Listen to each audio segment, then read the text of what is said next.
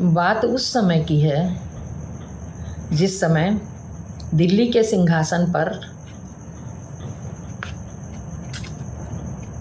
अलाउद्दीन खिलजी बादशाह के रूप में बैठा हुआ था। वह बहुत ही दुष्ट और निष्ठुर था। उस समय चित्तौड़ की गद्दी पर राणा रतन सिंह बैठे थे। राणा रतन सिंह की पत्नी महारानी पद्मिनी अत्यंत सुंदर थी। यह खबर किसी तरह अलाउद्दीन खिलजी को लग गई और वह किसी भी कीमत पर उनकी पत्नी को पाना चाहता था। वह बहुत बड़ी सेना लेकर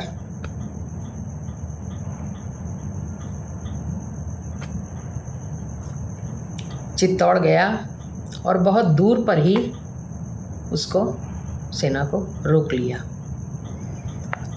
और उस धूर्त ने महाराज को संदेशा भिजवाया कि मैं रानी पद्मिनी का प्रतिबिंब शीशे में देखना चाहता हूँ और उसके बाद मैं लौट जाऊँगा। तो राणा रतन सिंह ने सिर्फ इतनी सी बात के लिए व्यर्थ का रक्तपात उचित नहीं समझा। वह मुग़ल बादशाह की बात मान गए और उन्होंने उन्हें बुला लिया।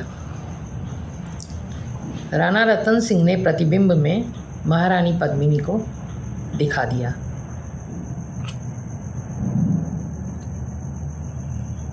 बादशाह दुर्ग से अब लौट रहा था।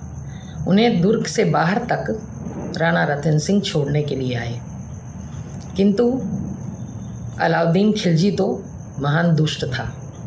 वह पहले से ही सोच कर आया था। उसने बाहर अपने मुग़ल सैनिक छुपा रखे थे।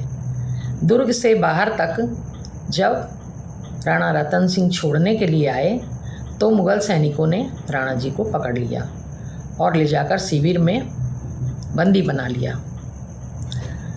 इस खबर से दुर्ग में हाहाकार मच गया। सब लोग बहुत घबरा गए। मुग़ल बादशाह की इतनी बड़ी सेना से लड़कर जीत पाना भी असंभव था। करें तो क्या करें। इसके बाद रानी पद्मिनी के मामा गोरा ने एक चाल चली और उन्होंने खिलजी को यह संदेशा पहुंचाया कि रानी पद्मिनी आने को तैयार हैं अगर वह रतन सिंह जी को छोड़ दें। बहुत खुश हुआ खिलजी, और उसे चाहिए क्या था।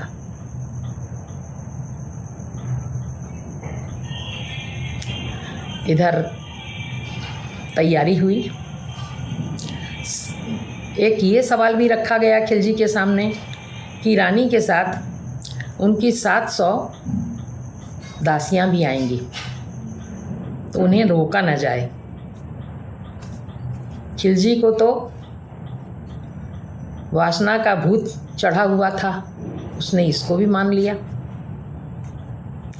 700 पालकियों में 700 राजपूताने सरदार बैठा दिए गए अस्त्र शस्त्रों के साथ। उन्हें पालकियों को उठाने वाली जो कहार थे वो भी राजपूत सरदार ही थे, वो भी बहुत बड़े लड़ाके थे। और रानी पद्मिनी पालकी में बैठकर चली।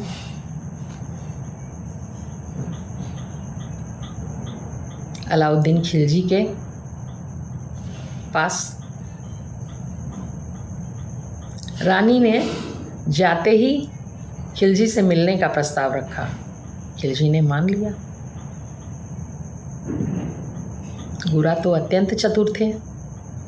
उन्होंने रानी पद्मिनी को नहीं, रानी पद्मिनी के एक बहुत सुंदर 12 साल के भांजे को, बादल, जिसका नाम बादल था, बादल को रानी पद्मिनी बनाकर पालकी में बैठा दिया था।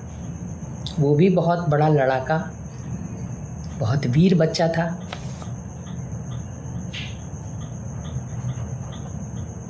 जब अलाउद्दीन खिलजी से बादल मिलता है तो अचानक ही सारी 700 पालकियों से सारे लड़ाके, सारे कहार, वीर बालक बादल, गोरा स्वयं जो उस सेना का नेतृत्व कर रहे थे, अस्त्र शस्त्र लेकर मुग़ल सैनिकों पर टूट पड़े और पूरी सेना को तितर बितर कर दिया, बेहाल कर दिया अपनी वीरता से। फिर भी इतनी छोटी सी सेना कब तक अलाउद्दीन खिलजी की सेना से लड़ती। गोरा युद्ध में ही काम आ गए, वीर गति को प्राप्त कर गए। बादल दोनों हाथों से तलवार चलाते हुए मुग़ल सैनिकों को काटते हुए आगे बढ़ रहा था दुर्ग की तरफ, और बाकी सारे लड़ाके बुरी तरह से मुग़ल सेना को छत विछत करके और अपने कार्य में पूरे प्रवीण थे वो और सफल हो रहे थे।